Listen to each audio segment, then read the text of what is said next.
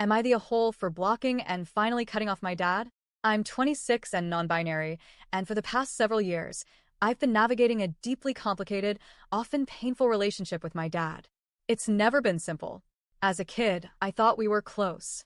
I genuinely looked up to him. He was funny, protective, and we shared the kind of bond that made people say, "You're just like your dad." But things changed as I grew up. It wasn't until I was in college that the cracks in our relationship really started to show. I was old enough to understand nuance, to recognize manipulation, and to see what was really going on behind closed doors. My dad cheated on my mom. That was the beginning of it. And when he was caught, after the affair partner contacted my mom, he didn't crumble in remorse. He became someone I barely recognized. His treatment of my mom was horrifying, emotionally abusive, volatile, and filled with threats and gaslighting. It got so bad that they ended up in court. I don't know every single detail, as I wasn't living at home at the time, but I know enough. The abuse escalated into a full-blown legal matter. A judge issued a 1.5-year peace bond for my mom's safety. I was asked if I wanted to be included in the protection order too. At first, I hesitated. Part of me still hoped I could salvage some piece of the father I used to know. But eventually, after enduring years of verbal abuse, especially when I dared to challenge him or refused to blindly take his side, I agreed. And in hindsight, that decision gave me a kind of peace I hadn't felt in years. But here's where things got complicated again. Once the peace bond expired, I started to doubt myself. Maybe I was being too harsh. Maybe people can change.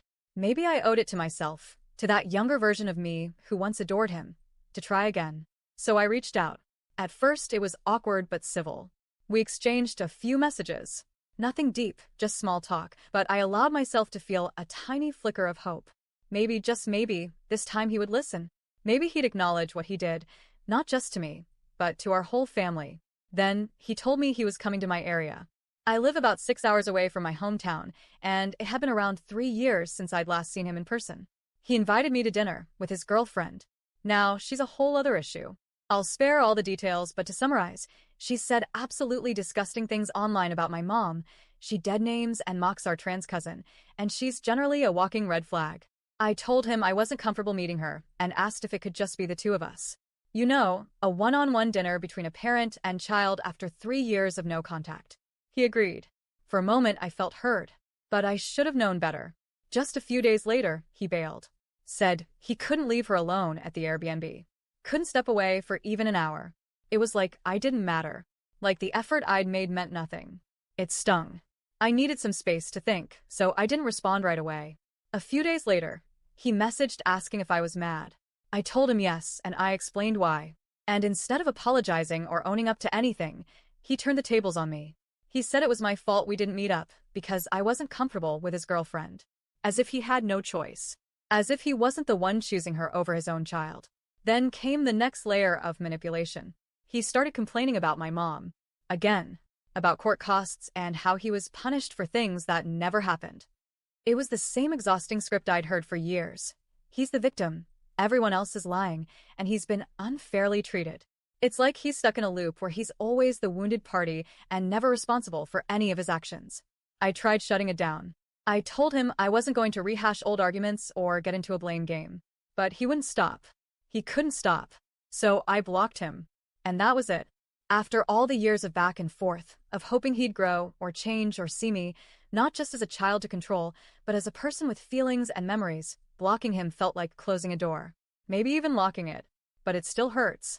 I don't think people talk enough about how hard it is to walk away from a parent.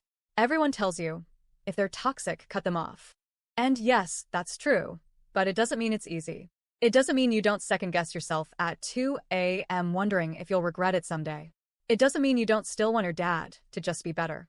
My friends, my roommates, even my mom have told me I made the right choice. That I've already given him more chances than he deserved. That he won't change. And I know that. Logically, I get it. But emotionally, it's still a mess. My mental health is better without him in my life. That's the truth.